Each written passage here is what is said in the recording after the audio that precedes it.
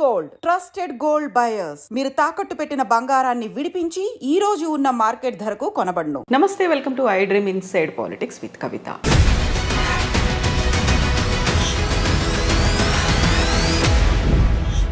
అక్రమంగా అమెరికాలో చొరబడ్డటువంటి వలసవాదుల్ని చేతులకి కాళ్ళకి సంకెళ్ళు వేసి మిలిటరీ విమానంలో పంపించేస్తోంది అమెరికా. అందులోనూ మన భారతీయులు కూడా ఉన్నారు. అయితే దీనిపై విపరీతమైనటువంటి విమర్శలు, వివాదాలు మొదలైపోయాయి. ఈ నేపథ్యంలోనే ప్రధానమంత్రి నరేంద్ర మోదీ 12-13 తారీఖుల్లో అమెరికాలో పర్యటించబోతున్నారు. పరిస్థితుల్లో ఏమైనా మార్పు వస్తుందా? ఏం జరగబోతోంది? మనతో పాటుగా ఉన్నారు డాక్టర్ జయప్రకాష్ నారాయణ గారు. సార్ నమస్తే.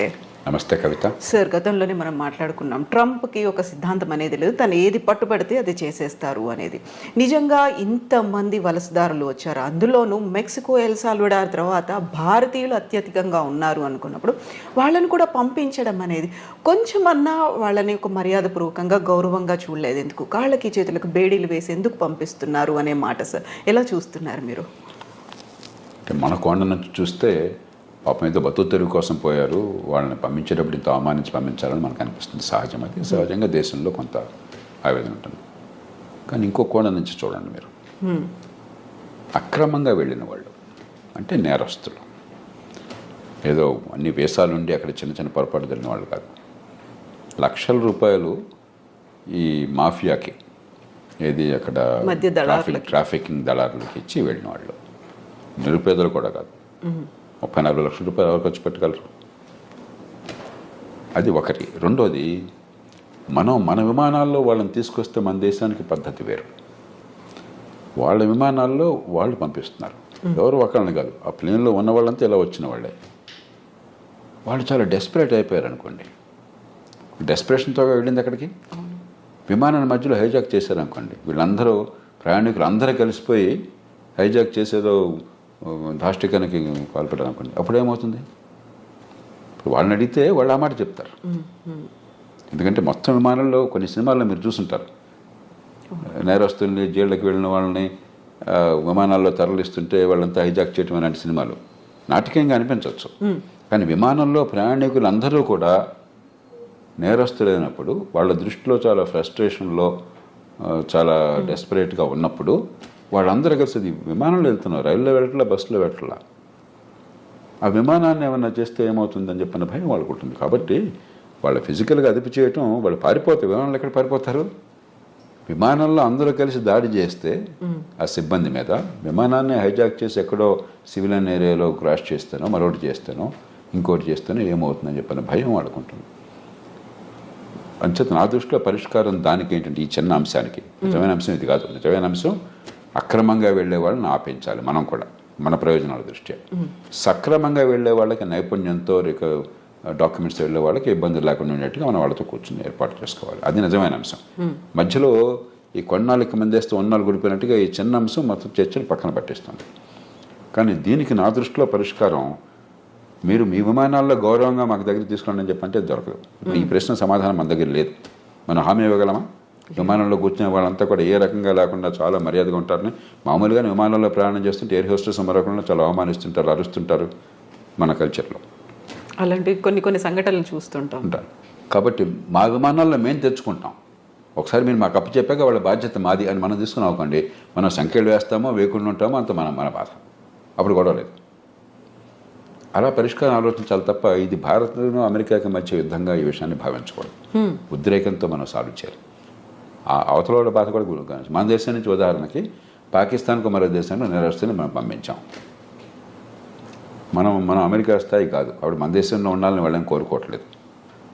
కానీ బాగా ఇక్కడే ఉండాలని కోరుకున్నది వాళ్ళకి. అక్కడికి పోతే భీతి అంటే గందరగోళం ఉంది. మరి వాళ్ళని ఏదో రకంగా కట్టడి చేయకపోయినట్టయితే, విమానాన్ని వాళ్ళు పక్కదో పెట్టిస్తే ఏమవుతుంది? అంచేత మన విమానాల్లో మనం తెచ్చుకున్నట్టయితే ఇబ్బంది ఉండదు. కాకపోతే సార్, ఇప్పుడు మాల్యా లాంటి వాళ్ళని, నీరవ్ మోదీ లాంటి వాళ్ళు, మెహుల్ చోస్కి వాళ్ళని కోట్లాది రూపాయలని వాళ్ళకి రైట్ ఆఫ్ చేసేసి వాళ్ళు ఎక్కడున్నారో తెలీదు, తెలిసినప్పటికి కూడా వాళ్ళని తీసుకువచ్చే ప్రయత్నాలు ఇవన్నీ జరగనప్పుడు వీళ్ళు పాపం అమాయకంగానో లేకుంటే ఇంకెవరి మాటలో నమ్మి వెళ్ళిపోయిన తర్వాత వీళ్ళని అంత అమానవీయంగా తీసుకురావాలనేది ఇక్కడ డ్యూయల్ రోల్ ఉందా సార్? రెండుకి తేడా ఉంది. మనం చాలా ఎమోషనల్గా చేస్తున్నాం. నీరవ్ మోదీ కానీ మాల్యా కానీ క్రమక్రమంగా తిరిగి వస్తున్నారు ఇండియాకి.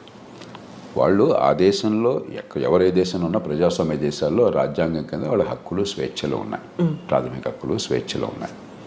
దాని ప్రకారం డ్యూ ప్రాసెస్, కోర్టులకు వెళ్ళటం, ఎక్స్ట్రడిషన్ కోసం మనం కోరితే ఈ కారణంగా మమ్మల్ని పంపించదని వాళ్ళు కోరటం, చివరికి కోర్టు తీర్పు అవటం, అంతా కూడా వాళ్ళు డబ్బులు ఉన్నాయి కాబట్టి మంచి లాయర్లు పెట్టుకుంటారు, కోర్టులకు వెళ్తారు. అంతేగాని మనం తీసుకోవడం మన చేతుల్లో లేదు. మనం ఎవరం కూడా నీరవ్ మోదీనో మాల్యానో మరొకరినో తీసుకురావద్దని మనం అనుకోవటం కాదు. ఆ దేశంలో పోయి దాడి చేసి వాళ్ళని తీసుకొచ్చే శక్తి లేదు, అధికారం లేదు మనకి. వాళ్ళు మనకు పంపించడానికి సిద్ధపడాలి.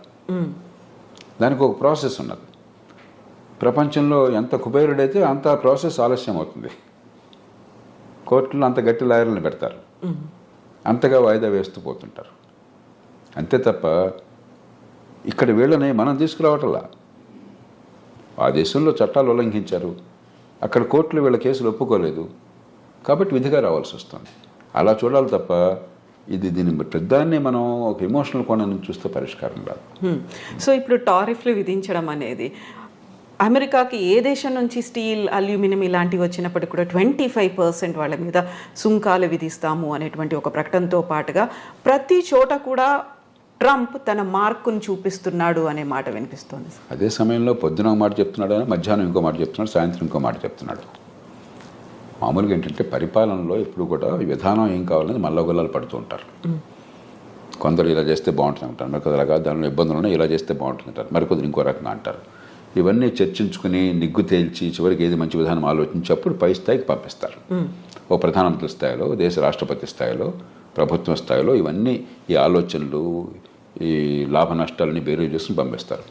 ట్రంప్ ఏమవుతుంది, పురులో ఏదో ఆలోచన పడుతుంది, వెంటనే ఆయన దేశాధినేతగా ప్రకటించేస్తున్నాడు. మధ్యాహ్నానికి అది కష్టం అనిపిస్తుంది, వెంటనే మార్చుకుంటున్నాడు. పొద్దున్న ప్రకటించినప్పుడు ఆయన బృందం అంతా వైట్ హౌస్లో ఆయన కేబినెట్ మంత్రులు కానీ లేకపోతే ఆయన ఉన్నతాధికారులు కానీ నేచురల్గా నాయకుడు దేశాధినేత ఆదేశం ఇచ్చాడు కదా ఆయన సమర్థించాలా. మధ్యాహ్నం మాట మారుస్తున్నాడు, మళ్ళీ దీన్ని సమర్థించాలా.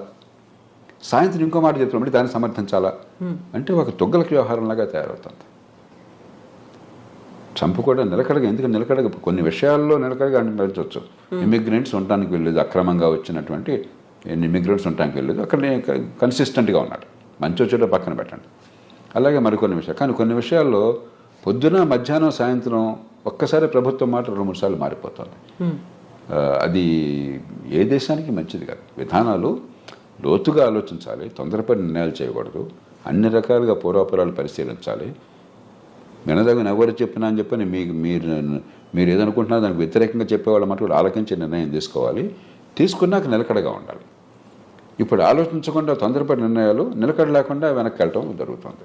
ఇప్పుడు జన్మతః పౌరసత్వం రద్దుకు సంబంధించి చేసినటువంటి అనౌన్స్మెంట్ అది ఏ దిశలో ముందుకెళ్తుంది అనుకుంటున్నారు సార్? అది జరగదు. ఆ దేశంలో కోర్టులు అంగీకరించవు, ఆ దేశంలో రాజ్యాంగం ఒప్పుకోదు. రాజ్యాంగాన్ని మార్చడం ఎవరి తరమో కాదు. అయితే ఒక్కటే అవకాశం ఉన్నది, ఇది సుప్రీంకోర్టు దాకా వెళుతుంది. బహుశా వెళితే సుప్రీంకోర్టు తీసుకోవాలనేది. మన దేశంలాగా ప్రతి కేసు సుప్రీంకోర్టు తీసుకోదు. అక్కడ కింద కోర్టులో దీన్ని ఆపేశారనుకోండి, సుప్రీంకోర్టు తీసుకోకపోవచ్చు అసలు. మన దేశంలో ప్రతి చెత్త చెదారం ప్రతి కేసు వెళ్ళిపోతుంది సుప్రీంకోర్టుకి. అక్కడ అట్లా ఉండదు. ఏడాదికి 100 కేసులు చూస్తారంతే.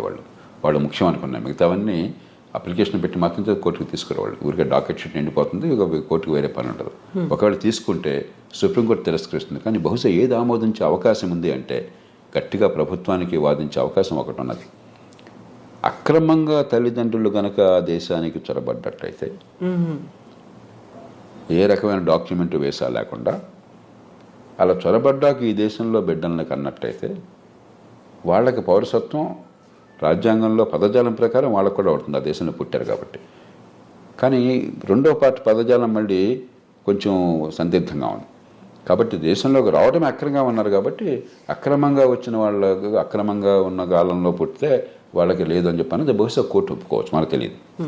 కాబట్టి భారతీయులకి ఇప్పుడు ఈ రకంగా అక్రమంగా వెళ్ళిన వాళ్ళకి ఇబ్బంది అవుతుంది. కానీ 195 భారతీయులు ఈ దేశం నుంచి అమెరికా పోయేది చదువుకున్న వాళ్ళు, నైపుణ్యం ఉన్నవాళ్ళు, ఆ దేశంలోనే ఉన్నత విద్యను పొందిన వాళ్ళు చాలామంది, నైపుణ్యం వల్ల చాలా పూర్తిగా పద్ధతి ప్రకారం వీసా పొందిన వాళ్ళు. వాళ్ళకి ఎలాంటి ఇబ్బంది ఉండదు. మన ఊరికి అనవసరంగా కంగారు పడిపోయేది కంపెనీ పోతే అనుకోవడం తప్ప నాకు 100% వాళ్ళు ఏమాత్రం అనుమానం లేదు. కానీ అక్రమంగా చొరబడిన తల్లిదండ్రులకు పుట్టిన సంతానమైనట్లయితే సుప్రీంకోర్టు బహుశా వేరే స్టాండ్ తీసుకోవచ్చు. సార్ మీరు ఇప్పుడు 95% ప్రాపర్ మెథడ్లో వెళ్తున్నారు అనుకున్నప్పుడు మిగతా 5%ని విమానాల్లో ఆ దేశాలకు పంపిస్తుంది. మన భారతదేశం వాళ్ళని ఎలా ట్రీట్ చేయాలి, ఏం చేయాలంటారు? అవగాహన కల్పించాలా మళ్ళీ? అవకాశం ఇప్పుడు అమ్మ ఈ దేశంలో 145 కోట్ల జనాభా ఉంది. 54 కోట్ల మంది పనిచేసేవాళ్ళు ఉన్నారు. దానిలో అత్యధికులు అసంఘటిత రంగం, రెక్కాడితే డొక్కాడిన వాళ్ళు, రేపు పొద్దున భోజనం ఎక్కడ దొరుకుతుందో తెలియని వాళ్ళు. కాబట్టి మన దేశంలో వాళ్ళేదో అక్రమ ఖర్చు పెట్టి అమెరికా వెళ్ళారు కాబట్టి వాళ్ళని ప్రత్యేకంగా నెత్తినెక్కించుకోవడం సాధ్యం కాదు. అందరి పౌరులతో సమానం. ఈ దేశంలో అందరికీ ఏ ప్రయత్నాలు చేయగలుగుతాం మనకున్న వనరులతో, మనకున్న పరిస్థితుల్లో, మనకున్న అవకాశాలతో ఆ ప్రయత్నాలు వాళ్ళకి చేస్తాం తప్పితే వీళ్ళని ప్రత్యేకంగా నెత్తిన పెట్టుకోవడం నేను చెప్పిన మాట విరుచించకపోవచ్చు. వాళ్ళ దగ్గర మన దేశంలో 2 రోజులు కొంచెం ప్రచారంలోకి వస్తే అది ప్రపంచంలో మోస్ట్ ఇంపార్టెంట్ ఇష్యూ. అంటే భారతదేశంలో ఈ కోట్ల మంది భవిష్యత్తు అక్కర్లేదా మనకి? కాబట్టి ఖచ్చితంగా ఈ దేశంలో ఉన్న మేరకు ఆ పరిస్థితులను బట్టి అవకాశాలు ఉంటాయి. అక్కడి నుంచి వచ్చేవాళ్ళు మరి ఇంకోటి గమనించండి, అత్యధికులు లక్షలాది రూపాయలు ఖర్చు పెట్టి వెళ్ళిన వాళ్ళు. కాబట్టి వాళ్ళు కొంత సొంతంగా బతకగల వాళ్ళు, బతకలేని వాళ్ళు కాదు. అందులో మనం చర్చ చేసినప్పుడు కూడా పత్రికల్లో కానీ టీవీల్లో కానీ ఇదేది మిడిల్ ఈస్ట్ అనుకోండి, అక్కడికి వెళ్ళిన వాళ్ళు అత్యధికులు, కొందరు బాగా నైపుణ్యం ఉన్నవాళ్ళే, మిగతా వాళ్ళు పాపం కాయ కష్టం చేయడం కోసం వెళ్ళిన వాళ్ళు. అది ఇది ఒకటి కాదు. అంచేత మనం ఖచ్చితంగా సానుభూతి చూపెట్టాలి. అంతేగాని మిగతా అన్నీ వదిలేసి వీళ్ళ కోసం ప్రత్యేకంగా ప్రభుత్వాలు చేయమంటే మిగతా ప్రజలంతా ఏంటి? ఈ దేశంలో ఒక భేద దేశం, కోట్ల మంది అసంఘటితంగా ఉన్నారు. 185-90 మంది నెల జీతం లేనటువంటి కష్టపడి పనిచేస్తున్న వాళ్ళు, రెక్కాడి దగ్గర డొక్కాడిన వాళ్ళు. అందరి సంగతి పట్టించుకోవాలి ప్రభుత్వం. అందరితో పాటు తప్ప అందరికంటే ఎక్కువగా నెత్తిన పెట్టుకోవడం సాధ్యమూ కాదు, అవసరమూ లేదు. సో ఇప్పుడు మోదీ విజిట్ అనేది ఉంది సార్, రెండోసారి రాష్ట్రపతి అయిన తర్వాత వెరీ ఫస్ట్ టైం మీట్ అనేది ఉంది. ఏం జరుగుతుంది సార్? ఏమేమి ఎక్స్పెక్ట్ చేయొచ్చు మనం? ఇప్పుడు 3 విషయాలు. ఒకటి, ఇవన్నీ పక్కన పెడితే పార్టీ ఏదన్నా ఒకటి అమెరికాలో భారత్కి అమెరికాకి చాలా విషయాల్లో ఏకాభిప్రాయం ఉన్నది, ఉమ్మడి ప్రయోజనాలు ఉన్నాయి. అందుకనే వ్యూహాత్మకమైన ఒప్పందం, స్ట్రాటజిక్ అలయన్స్ అంటున్నాం. ఎందుకంటే చైనా పెద్ద భూతంలా కనిపిస్తుంది, వాళ్ళకి భూతం మనకి భూతం వివిధ కారణాల వల్ల. ఆ నేపథ్యంలో దాన్ని మరింత సంఘటితం చేయడం, బలోపేతం చేయడం. రెండోది, ఇవన్నీ ఒక రకంగా చిన్న చిన్న సమస్యలు, పెద్ద సమస్యలు కాదు. మనకేదో పేపర్లో హెడ్లైన్స్ ఉంది కాబట్టి అనిపిస్తుంది, కానీ ఒక 10,000 మంది 20,000 మంది అక్రమంగా చొరపడిన వాళ్ళని తిరిగి పంపించడం అనేది లార్జర్ కాంటెక్స్ట్లో చాలా చిన్న సమస్య. అమెరికాలో బహుశా 50 లక్షల మంది భారతీయులు ఉన్నారు. 10,000 మంది 15,000 మంది లెక్క ఏంటి అసలు? వాళ్ళంతా అధికారికంగా చట్టబద్ధంగా వీసాలతో వెళ్ళిన వాళ్ళు. కానీ ఇలాంటి చిన్న చిన్న ఉంటాయి. ఇవన్నీ కూడా పరిష్కారం ఉభయతారకంగా కొంత ప్రయత్నం చేయడం. కానీ కీలకమైనది ఏంటంటే వాణిజ్యం, అంతర్జాతీయ వాణిజ్యం. భారతదేశానికి అమెరికాతో మిగులు ఉన్నది, కానీ పెద్ద మిగులు లేదు. పెద్ద మిగులు ఉన్నది అమెరికాకి కెనడాతో ఉన్నది,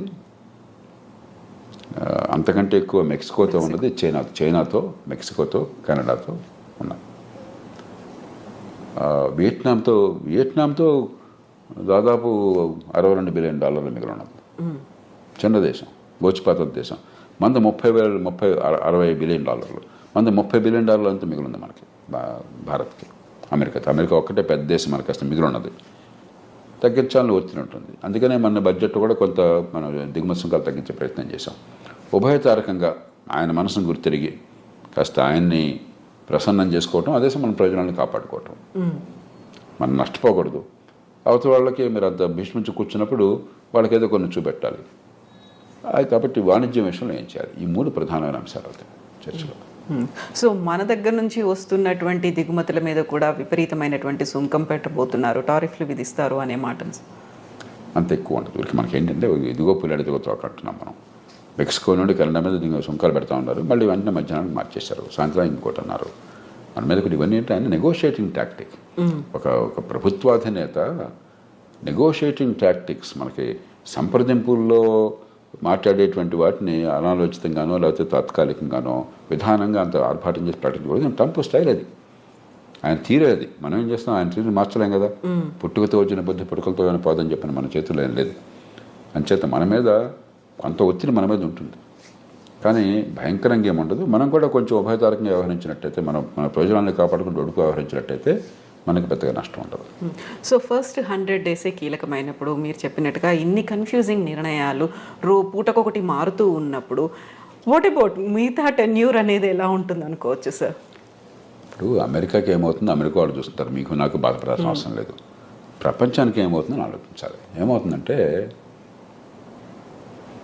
అమెరికా తిరుగులేని నాయకత్వం ఉన్న దేశం. ఆర్థికంగా కానీ సైనిక పరంగా కానీ ప్రపంచంలో కాస్త ఏమనాలి, ఒక కోఆర్డినేషన్, కొన్ని మౌలిక సూత్రాలు, కొన్ని మౌలికమైనటువంటి పద్ధతులు, అంతర్జాతీయ వాణిజ్యం కావచ్చు, మరొకటి కావచ్చు, ఇలాంటి విషయాల్లో అమెరికా ఒక పెద్ద పాత్ర వహిస్తోంది.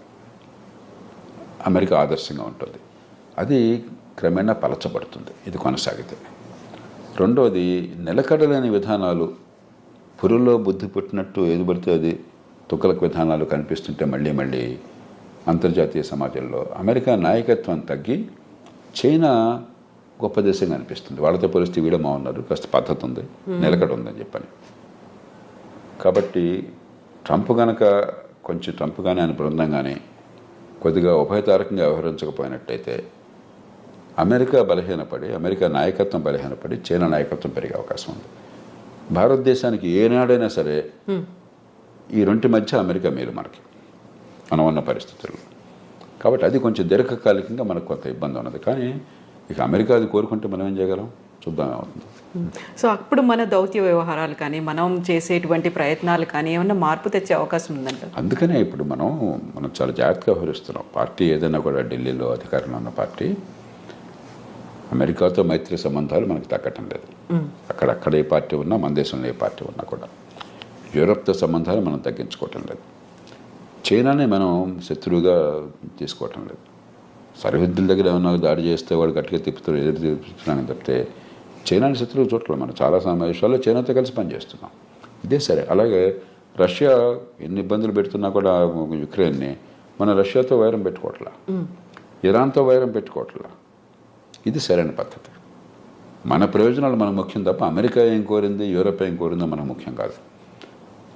వాళ్ళకి నొప్పించకుండా, మనకి తానవ్వక నొప్పింపక మన ప్రయోజనాలను కాపాడుకోవాలి. నా దృష్టిలో మన ప్రభుత్వాలు చిత్తశుద్ధితో ఆ ప్రయత్నాలను చేస్తున్నాయి. అవి కొనసాగించాలి.